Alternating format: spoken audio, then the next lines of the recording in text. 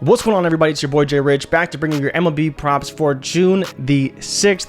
I was off yesterday, took the day to just chill. After Saturday getting crushed, I had Aaron Judge in my plays. I had Corey Seager, and I had one other guy who didn't hit either. It was just terrible. Aaron Judge hit a home run in his first at-bat, and then after that, stinkers across the board. Very unfortunate because there was some good matchups and teams scoring a lot of runs, but for whatever reason, those guys did not get involved in the action. But we're back today with a shorter MLB slate and a little bit of weather issues I am going to talk about as well, because unfortunately some of the core plays that I do like do have weather concerns, and so we will need to touch on that and why you'll want to wait or just not take them at all. And so we'll get into that right now. So we're going to start with this Cincinnati Arizona game that we're going to talk about, where this is the issue, is that you have the weather concerns in this game. Madison Bumgarner versus Hunter Green. Great matchups, especially on the Arizona side up against Hunter Green. Primarily fastball throwing pitcher, a team that hits fastballs relatively well, as you can see by some of these P-Val numbers that I have here. And Madison Bumgarner up against Tommy Pham, highest edge on the slate. But I'm going to point you guys to actually two different sources. First is Swish Analytics, who does a great job showcasing various weather reports throughout the games, what's expected. You can see here in the forecast, rain from basically 8 o'clock on is a great source that we have here. And so you can kind of go through, you can check the wind factors, various things. West Coast looks good, but potentially in Ohio, in this Cleveland Rangers game, and as well in the Diamondbacks Red game, is where we have some concerns. And the other one is Kevin Roth on Roto Grinders. He does a great job. Kevin Roth, WX. He's a meteorologist for Roto Grinders who does talk about these weather delays. And as you can see, storms in the afternoon, some brief clearing pregame, then rain and storms from first pitch to midnight. He's expecting Arizona Cincinnati to be delayed and be postponed. And he said, we'll probably find out before the game even starts. So chances are, if you wait to place your bets, you will see that game postponed. And so it won't even be on the slate entirely. But that's why I'm telling you now, in case you did want to target these guys, don't, because it's probably going to be postponed. If they do play it, it probably gets rained out or something happens, so it's just not even worth targeting it at all. So I'm going to take it off of our slate entirely, and so we're going to filter these guys out of the projections. We're going to take out Arizona, going to take out Cincinnati, and we're going to hit okay, and that leaves us with three names: Yordan Alvarez, Starlin Marte, Jose Martinez. First thing I'm going to point out overall is that you see here on the edges, I only have one above 70%. So that tells me that I'm reaching a little bit with these plays, right? I like to hit those 70% thresholds. That's the one that I've given you. And so I wanted to point that out before we start anything, before we even get into it, because this is not an ideal situation, but it's not an ideal slate either. We only got 5 games. We have to, pick and choose a little bit more. But Starlin Marte has been playing very, very well. You see very consistent on top of that. 11 over his last 14 and his last 7, coming out of a pretty good series for the Dodgers, or against the Dodgers. So I do like Marte, and I do like Ramirez, obviously, a dude who's super hot, super consistent. 11 points over the season, 15 over the last 14, and 11.8 over his last 7. So coming back to the mean a little bit, but still well above his projection of 8.5. Yordan Alvarez is the only guy who's projected way over. He has been on a tear right now. As you can see, 11.58 over his last 14, but 19 points over his last 7 days up against Robbie Ray, who is a lefty. Yordan Alvarez is, of course, a lefty. And so there's that conundrum of, do I want to play Alvarez? No history against Robbie Ray. Didn't even see Robbie Ray last year during his Cy Young season. But it's worth pointing out two things. Robbie Ray has a 174 batting average against left-handed hitters, but Yordan Alvarez has a 315 batting average against left-handed starters. Where he has struggled is when they bring in lefty specialists against him later in games. Those are the guys he has not hit well at all, but against lefty starters, he has performed very well. So you have the 174 on one side for Robbie Ray, and you have the 315 on the other side for Yordan Alvarez. They're going to come together today, and I'm willing to bet on the hot hitter in Yordan Alvarez up against Robbie Ray, who's allowed 3 runs in each of his last 4 starts and has been allowing a ton of hits on top of that. So there will be runs to be had in this game, whether they're by Alvarez or not. I'm willing to bet that he will do something, batting in the heart of that order. Jose Altuve hits him pretty well. So does Kyle Tucker. So I'm hoping those guys can get on base, drive in runs, and add to the production that Alvarez can give us.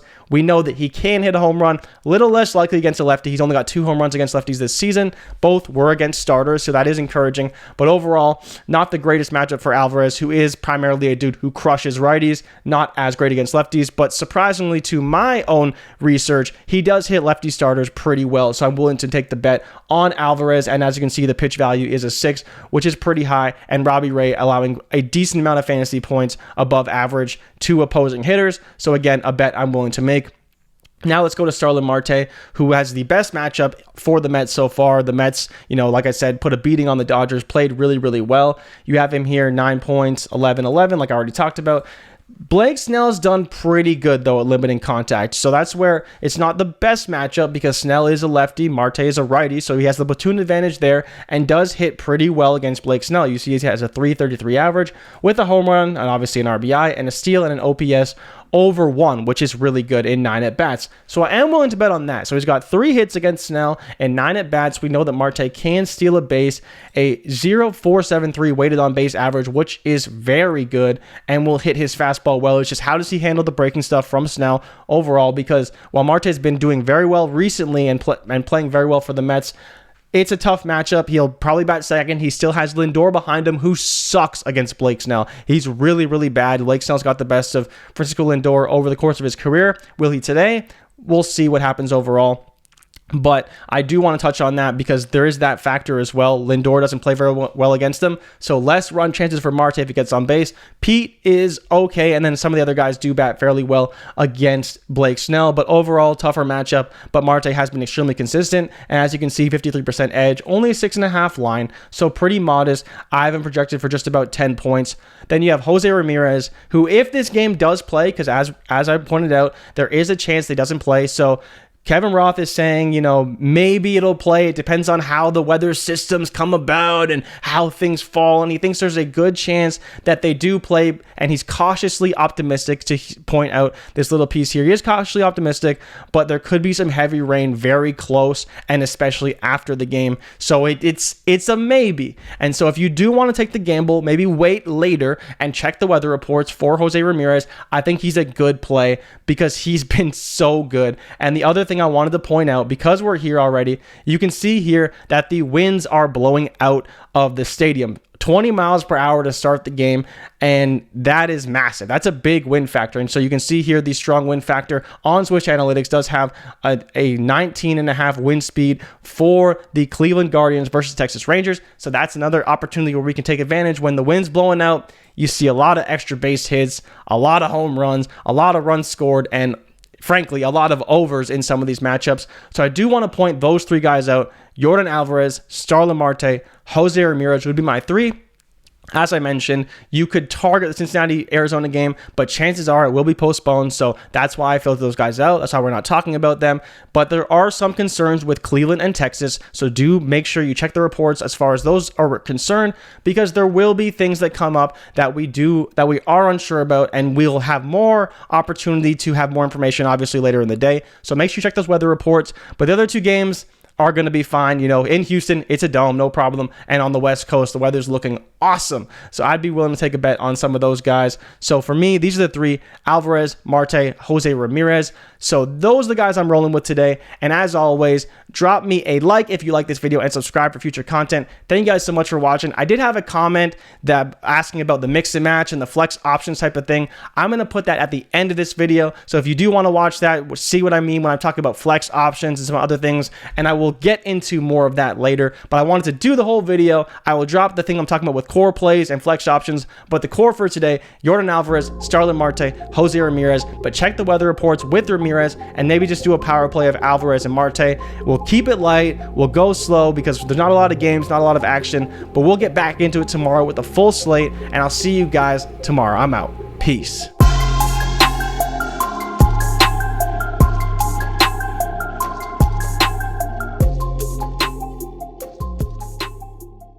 All right, so let's get into what I'm talking about when I say flex options, core plays, all this various things, and I'll kind of explain what I mean by that when I go through it right now. So this is the new list. I added a few guys to this list. I just kind of dropped the filter down a little bit further to kind of explain what I'm talking about. So we have Yordan, who is a core play, over the 70%, hits a lot of things I like to see, up against a pitcher who allows a lot of runs, P-Val very high, and as you can see, same type of things for Marte and Ramirez, but I kind of already explained all that, right?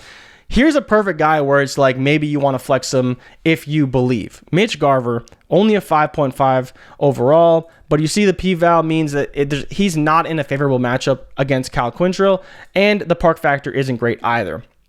George Springer is a player I would definitely consider. He's been playing very, very well. He bats .667 off Dylan Lynch, which is good.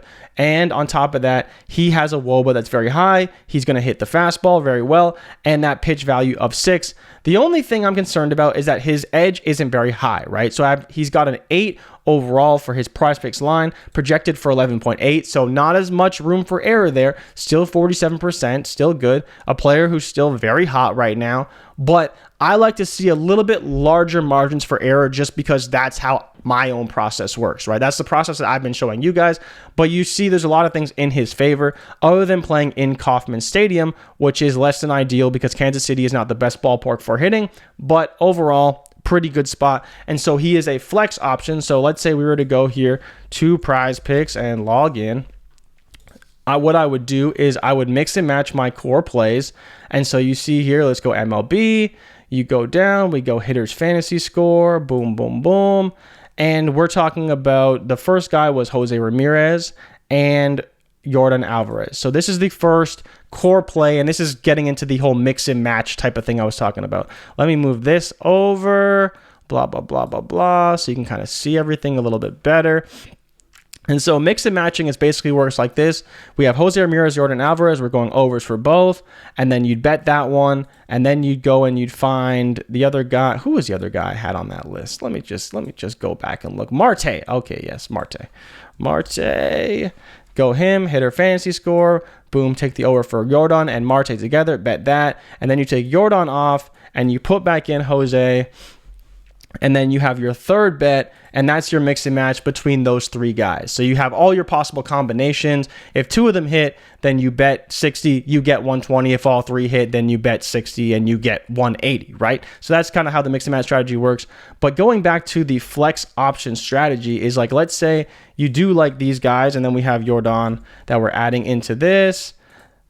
Let's say we really like George Springer. So we like Springer a lot. And so those are all power plays. But we really like George Springer. We think George Springer's going to have a good game. We think his over 1.5 total bases looks good. His hitter fantasy score looks good. Whatever you think looks good.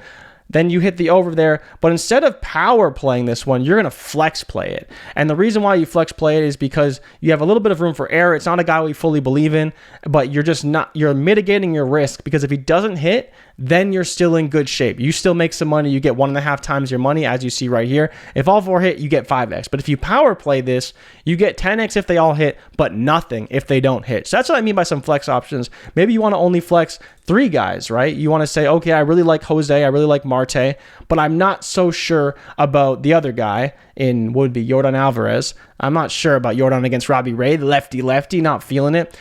But you really like Springer. You think the case can be made for him. Okay, so let's flex in Springer. And so instead of going after the 5x with the 3 for 3, we're going after the 2.5x, or the 2.5x with the 3 of 3, or 1.25x with a 2 of 3 for this slate. And the one thing I forgot to mention is that if you are doing this with 3 guys, what I would do is I would also put in a power play with all 3 of them. That way, if they do all hit, heaven forbid, you're getting a 5x on your $20. So then you're putting in $80, but at the same time, you could drop this unit allocation a little bit. Maybe you want to make it $10, half of what you're previously putting in, but you're still getting a 5x on that. So if all the guys hit, you power play that, you make even more money, right? So you mix and match the 2 or the 3, and then you can also add another one on top of that. This is kind of a general strategy a lot of people use on PrizePicks to help them mitigate their risk, because trying to pick the perfect amount of guys isn't always the best.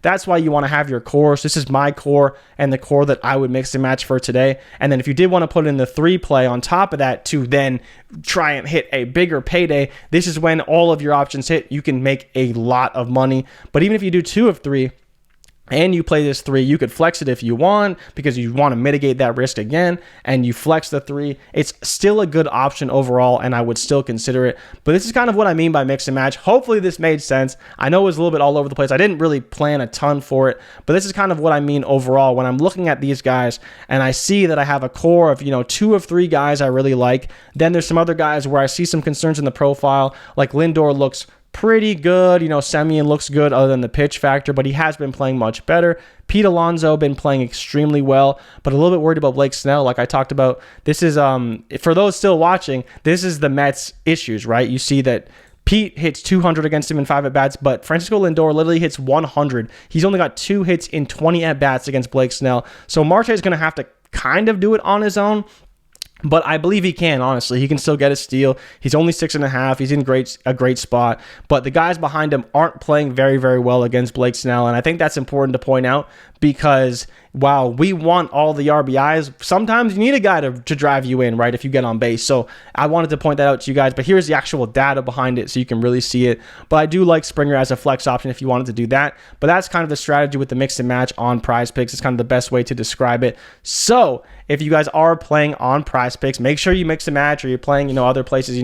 We are sponsored by PrizePicks, so make sure you use the promo code WAKEUP. Hopefully that explanation made sense to you and I explained it. If you have more questions in the comments, drop them in the comments and I can kind of, go in there and explain it further. But that's all for me today. Jordan, Marte, Jose, pending weather, and Springer, if you want to flex him in, I actually do think that's a pretty good play. Springer's been playing extremely well. Vlad, Bo, Teoscar, all heating up. Danny Jansen, Alejandro Kirk. The Jays are cooking right now. I think that they could be in a great spot up against Kansas City. So Springer, batting leadoff, actually hit a leadoff home run yesterday, is a viable flex option if you do want to make that.